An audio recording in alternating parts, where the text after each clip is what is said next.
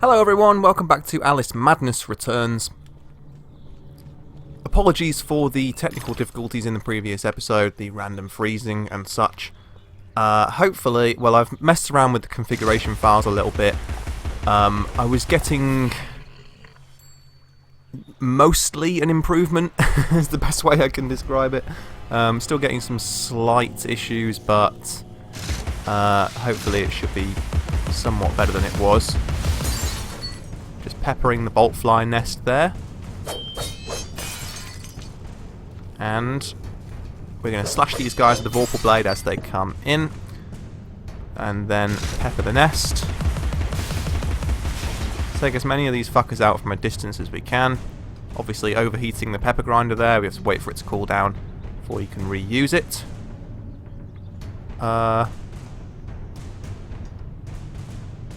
Probably some other nests around, but I guess we can go ahead. Well, there's a memory thing over there that we kind of want. See if I can float to that from here. Lovely. Finish your soup, girls. Bovine juveniles gave their all for it. And that is the mock turtle. Somewhat relevant to what the memory was saying about cows giving their lives for soup. The mock turtle in the original stories was like a cow who wore a turtle's shell. And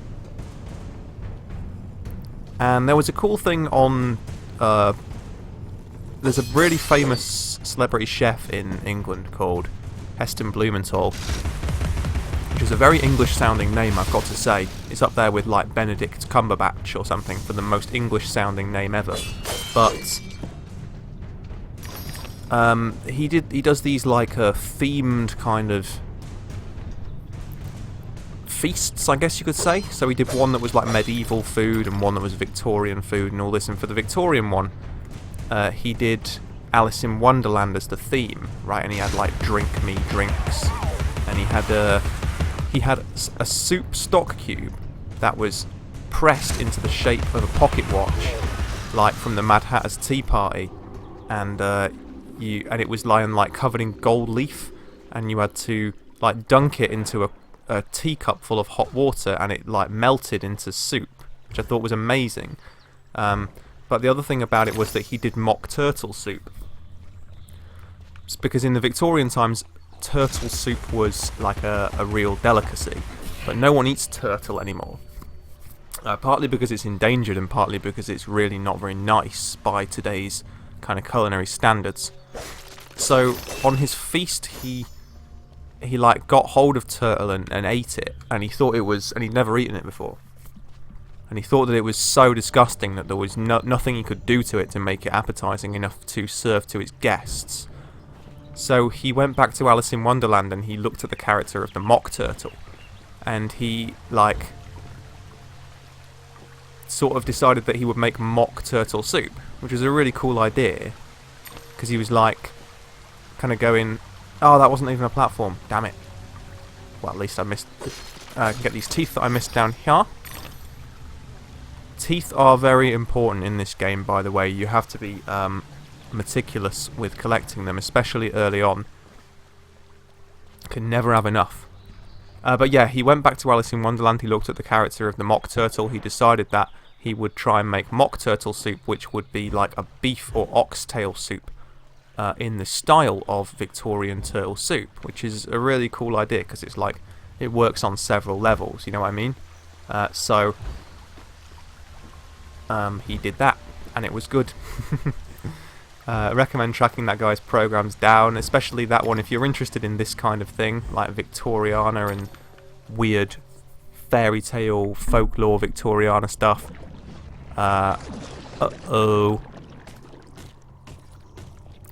Do track down Heston Blumenthal's Victorian Feast, because that was a very, very good program that he did there. Those slithering ruins are the smallest type of the ruin enemy. Smaller even than these basic guys. They hide out in containers like this. They see exactly like that there. They hide out in containers and jump at you, and you lose a bit of health. So you have to be, from here on in, you have to be careful smashing open containers basically all the way through the game. How cool does that sky look? Just gotta say it right now. That is definitely one of the coolest looking skyboxes in any game I've ever seen. Pretty good. Hello? Getting a bit more chaotic now, as you can see, as we are heading towards the first proper area of the game. This is, as I said in the previous episode, this is like an interim chapter. The ones where she's dressed in her outfit from the first Alice game. She is just kind of on her way to the various different areas of the game, and there are like these kind of transitional mini chapters. In this case, the Vale of Tears. We will get to the first area very soon, which is the Hatter's Domain. Hopefully we can get there and get a little bit of the way in during this episode. The game is actually a pretty decent length. Here we have... what is this? The Vale of Tears Looking Glass Railway Terminus. Pretty cool.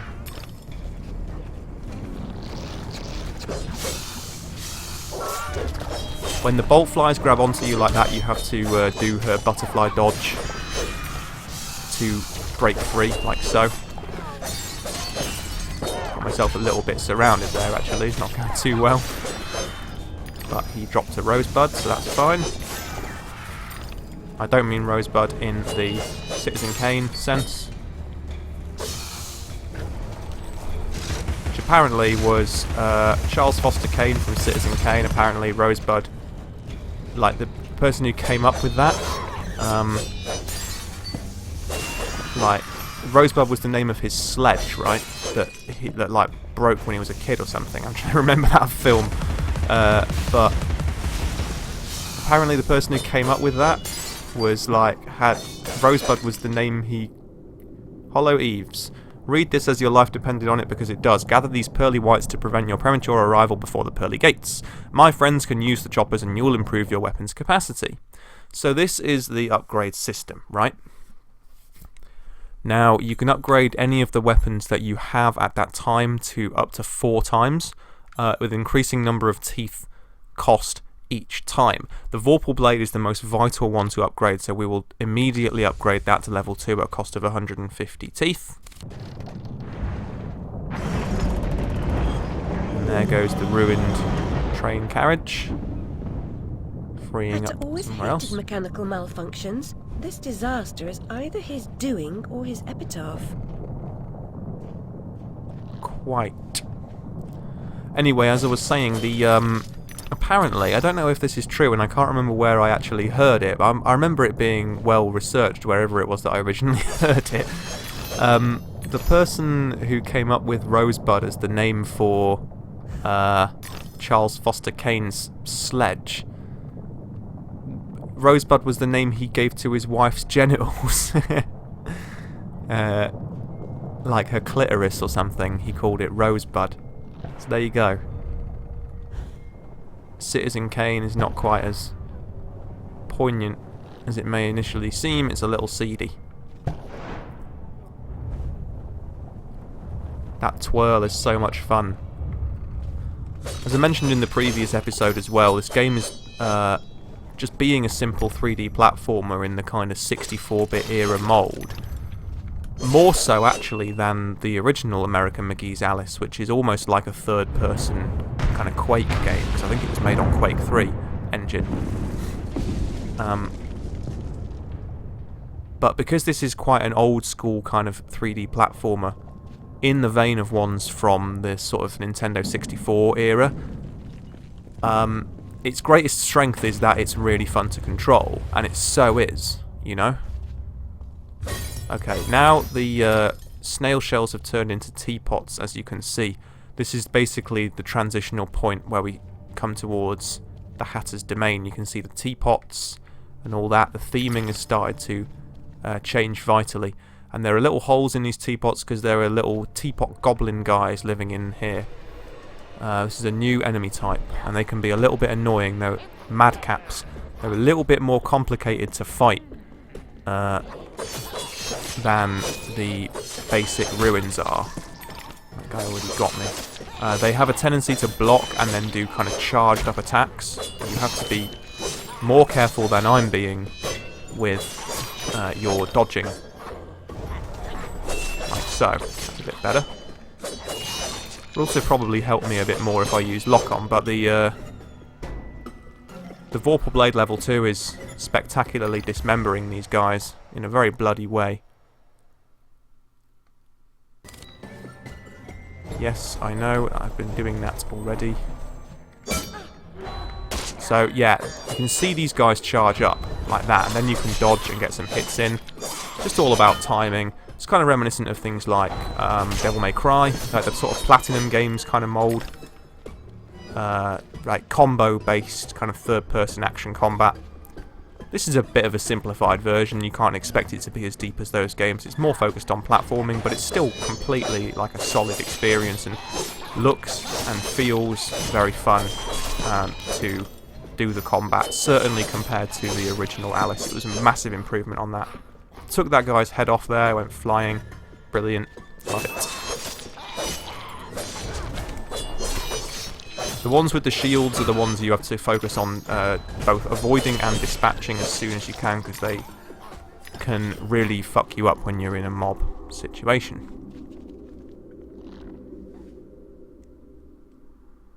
Lovely. These violets, you can shrink into them. Shrinking violet, get it? And then they fill up your health like that, and then when you pop out, they give you some teeth. So even if you have full health, it's always worth using them so that you can get the teeth out of them. Because as I say, teeth, invaluable resource. You always need it. Always, always, always need to get the teeth. The more... I don't know, sometimes... Most of the time I play through this game, I kind of don't get enough teeth to be able to fully upgrade everything all the way through. But the main thing is like the Vorpal Blade, the hobby horse that you get later, and the teapot are most useful once upgraded as well. The pepper grinder is never really powerful enough to be a big priority with upgrading, but it is good if you do upgrade it all the way. Try using shrink where the violets grow. While shrunk, shrink sensor will reveal hidden parts and clues. I know. Just get the teeth. The lovely teeth, smash the pots, get hit by the ruins, fill my health back up, get the teeth. So you can see here, using the shrink sense reveals these hidden platforms. The platforms are there and operational, and you can just about see them, as you can see the kind of violet petals float in the air where they are, but you can reveal them by shrinking. But they are there and they work even if they're invisible. It happened that way, Alice. You remember poor Mr. Crook died, didn't he? Dr. Wilson rejects spontaneous combustion, but I trust Mr. Dickens. Oh, that's the Hatter's Domain, which is the first proper area that we're going to visit. Pepper the Snout, of course. Lovely. This should probably lead the way to a collectible, or at the very least some teeth. Looks like it's going to be teeth. Gold teeth, always good. Gold teeth and more teeth. And not a ruin in sight. Brilliant.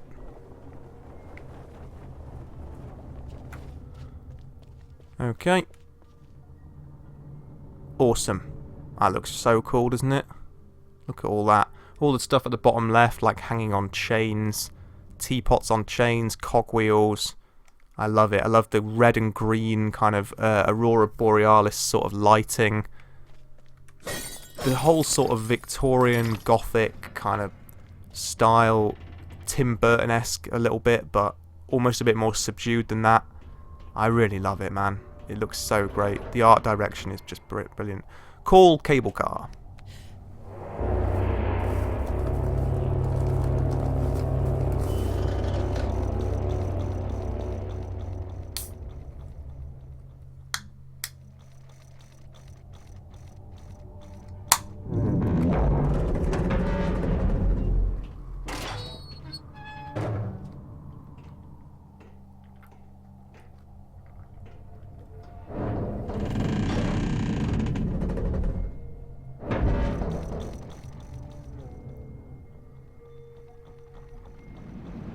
domain, almost as I remember it. Appearances, as you know better than most, can be deceiving, Alice.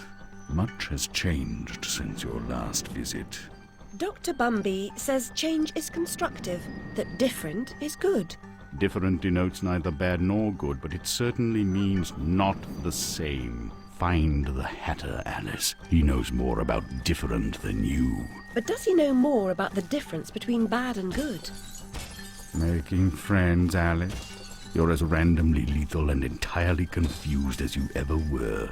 I've managed without you so far, Cat. Return to whatever hovels home to you. I'll call if I need you. Predictably rash. It's not a question of if, Alice, it's when. Now hold on, and as they say, shut up. So typical.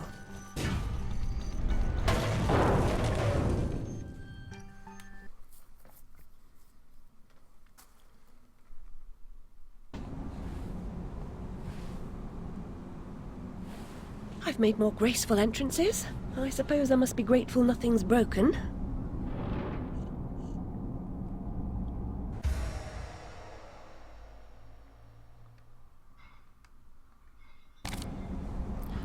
Great stuff. So here we are in Chapter 1. Notice that Alice's outfit has changed.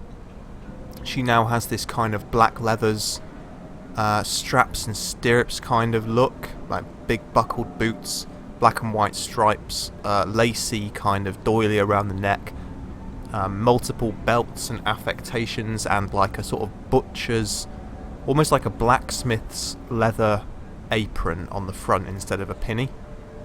Really cool look. She has a different dress in each of the main chapters, and as I said before, her original blue and white dress from the first game in between chapters. And her kind of asylum civvies when she's back in London, which is like probably the bleakest look of all, but quite a bit different looking this area, as you can see, than the previous one.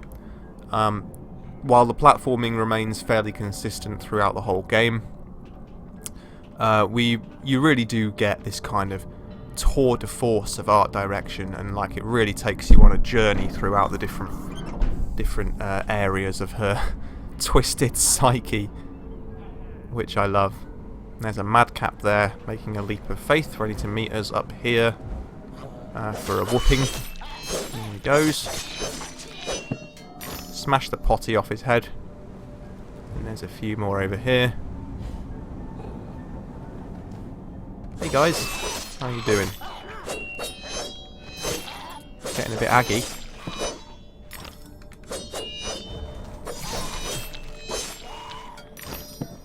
No problem.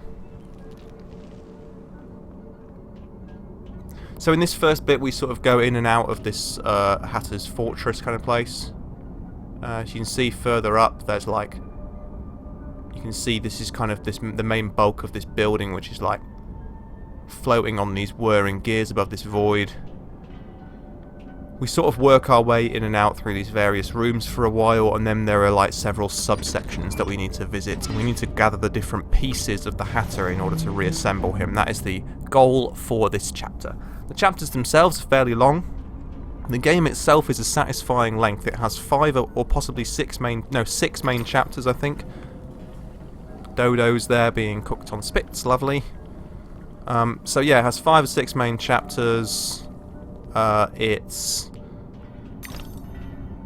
totally a satisfying length, this game, considering kind of, you know, the sort of game that it is. Like a linear action platformer, you kind of don't expect it to be longer than about maybe, what, 6 hours or something. That would certainly be considered a generous length of time by today's standards.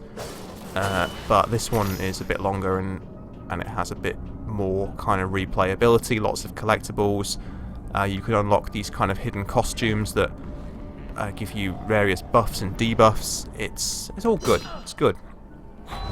And the harder difficulties, like especially the nightmare difficulty, is really quite challenging, so you have lots of incentive to replay. As well as it just being a really fun game. I basically like to play this probably about once a year. And testament to how much I do like a game if I can stand to play it at least once a year. There are certain games which I replay once a year, like religiously.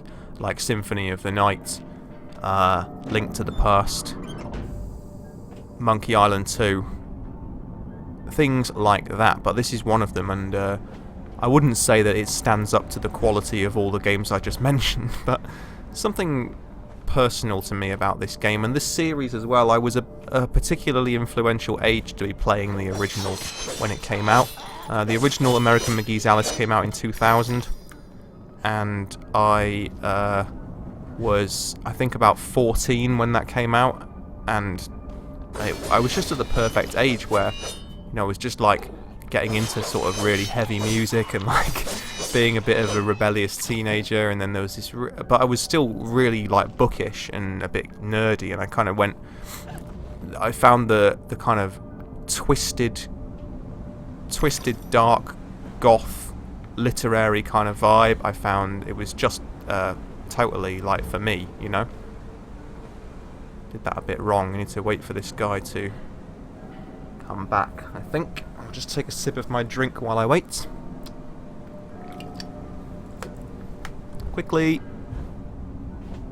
There we go.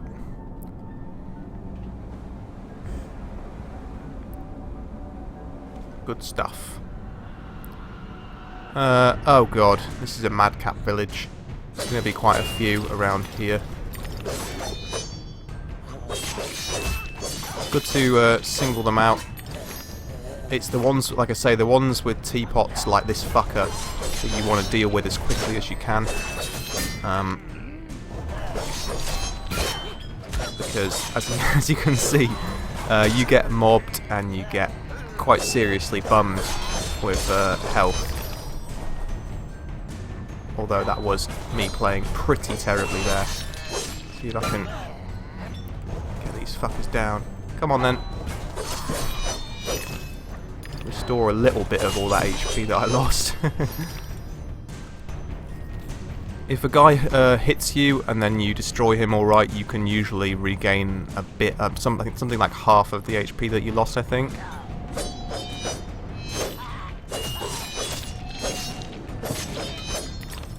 Notice that guy didn't give me any because he didn't actually take any off me, sort of thing. Oh my god, I'm nearly dead. Okay.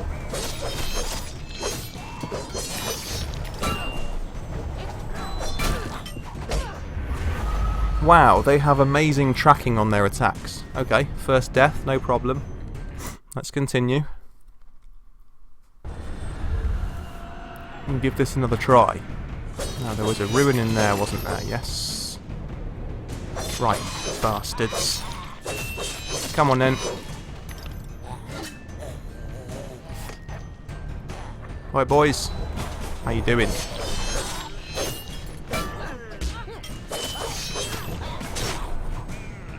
Oh, goodness. This isn't going well. Right. You prick can get out of my face.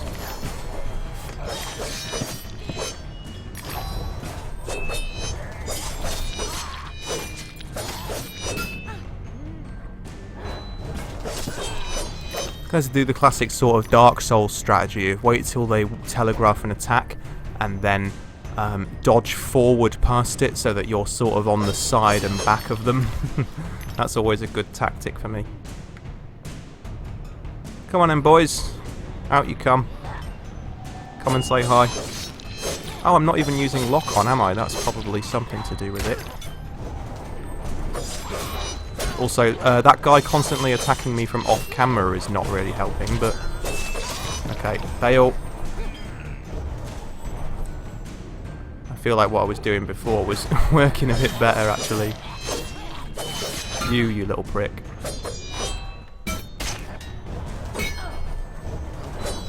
God damn it. That was, okay. Third time lucky? I'm being too cocky with the attacks, but this really shouldn't be a problem this early on. Oh, it checkpointed it halfway through at that point. Did it? Oh no, it didn't. This is the first one. Right. Right. One down. Dodge the attacks. Attack. Dodge. Dodge. The ones with shields, when they wind up an attack, they get stuck because their weapon like sticks in the ground. And if they hit you, it doesn't happen. So that's why I'm getting confused, because I keep thinking that they're like open. See, like that.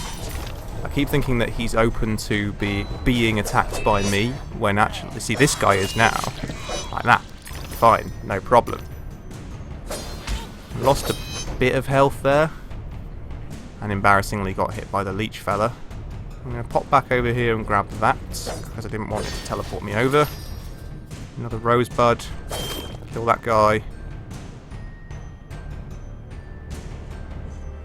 And we'll try and deal with these guys one at a time. Ah, that's the guy who keeps messing me up, because he comes from behind. Ow. Dodge. Right, you little prick, can get away. Man, the range on your attacks. God damn.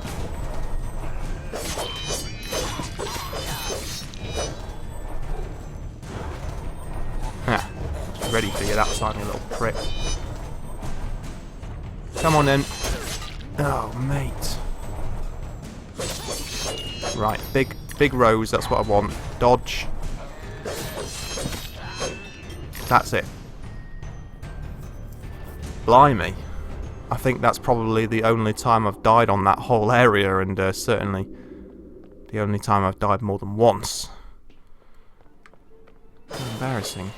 To up my game for future sessions. The combat can get quite intense later on, particularly in the Queen of Hearts land, which you return to from the first game later on. I believe it's chapter 4 or 5. You get the card guards, and they can be pretty prickly guys, but hopefully I'll be in practice by that point. Right, what we got? Invisible platforms is what we've got. And I can go in here, it seems, for some bonus boxes.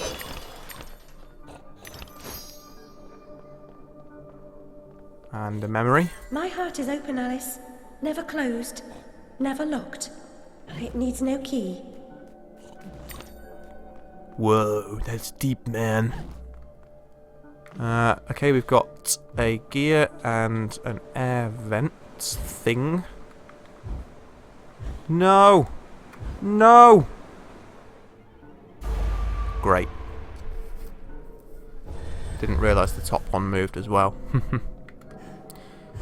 Okay, we've got a float on this piece. I will take a drink again.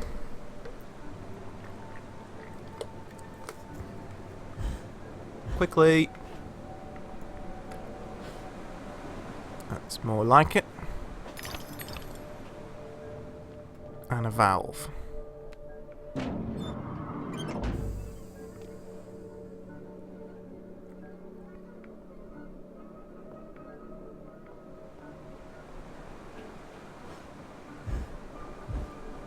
Couple of twirls in there.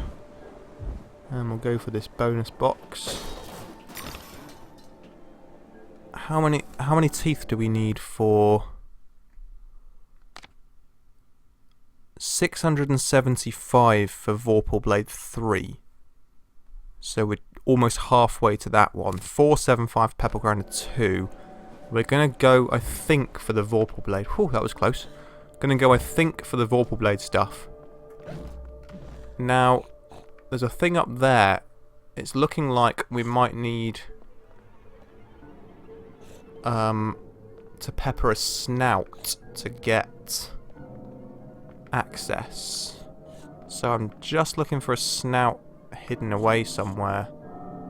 They're quite often stuck to walls. Maybe if I go over here I can see it. There it is. Hey buddy.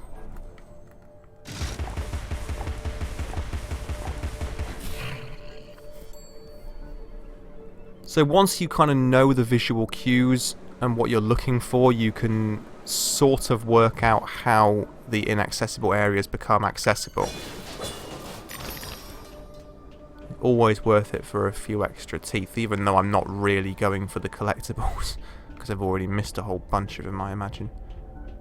You can replay the previous chapters in order to get the collectibles that you did miss, though. I don't think it gives you anything other than achievements, but it is still quite worth doing if you're into the game. This is a game I really, really highly recommend to people who like, you know, enjoy this kind of thing in any way. This is like a game which is sort of criminally underrated. I mean, it's not like it's rated badly by critics or fans. It's just people kind of it's sort of seen as being average, and as a result, the price point is quite average. So this is a game which often goes on sale. It's not expensive as it is, but with a little bit of tweaking to the configuration file, you can make it run like butter on modern graphics cards, and it's just a really, really fun game that's pretty long. So these eye pots are pretty annoying. The only weak spot they have is the eyeball. What you have to do is, well, the easiest way to kill them is to stun them like that with the pepper pot, and then move in close, slash the eye, and then dodge away, because they will do that with their legs. They throw tea grenades, as you can see, like so. Boom, and they give you 2 gold teeth and a ton of health, so they're well worth killing, even if you don't necessarily need to kill them.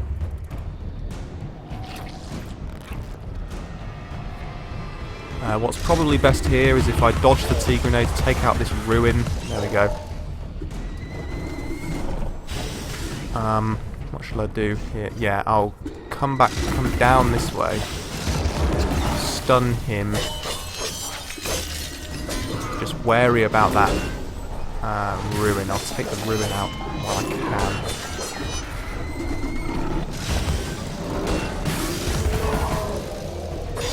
There we go. Easy.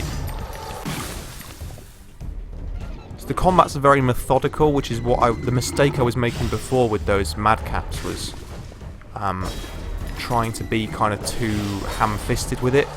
When you understand the pattern of the enemies, there's a great deal of satisfaction in just kind of tackling them all in the right way, especially when you have mobs of different kinds of enemies at the same time, like we just did.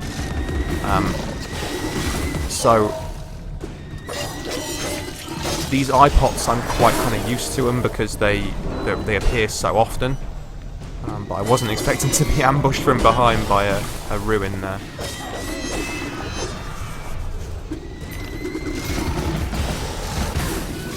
Oh shit, there's another one. That's thrown me a bit. Oh, there's 2 of them. Alright, that's thrown me a little. Haha, that guy got hit with the tea. Move, move, move. Kill the ruin. Move, move, move, move. I'm locked onto the wrong guy, that's what's happening. Right.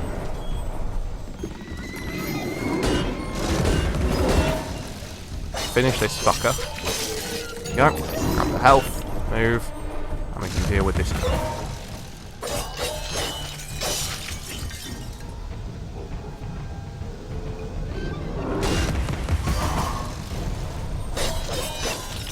Boom. Easy. And very satisfying.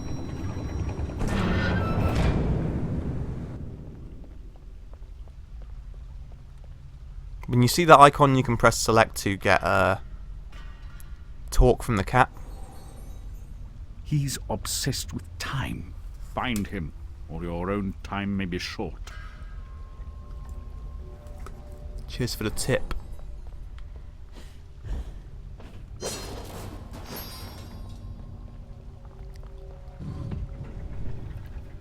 These switches trigger various things. You soon get an item which allows you to plant on the triggers. You get like a clockwork bomb in this area, which is one of the least useful items in the game, but it can be very useful for crowd control in large mob battles.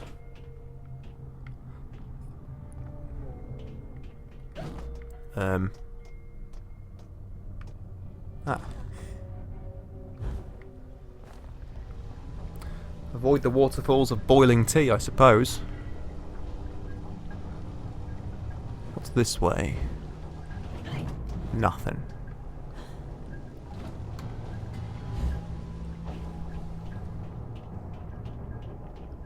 Okay.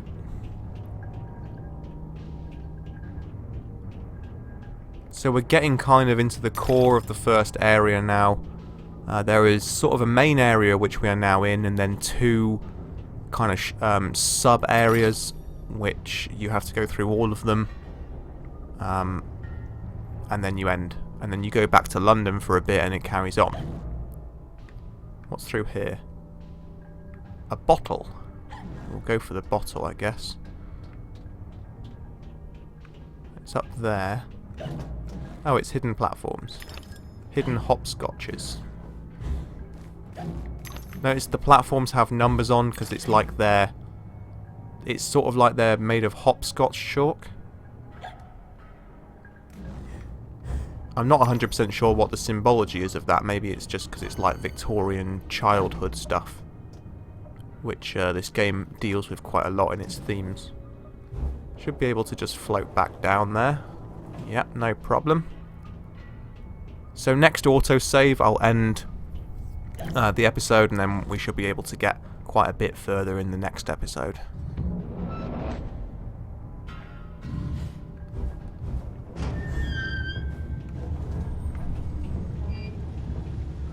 Pull the lever, or lever.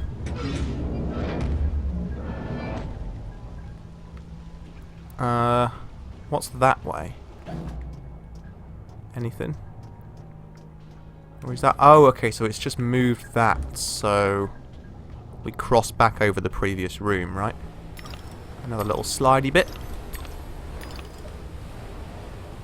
Whee! That would be an autosave, and it would also be a new area.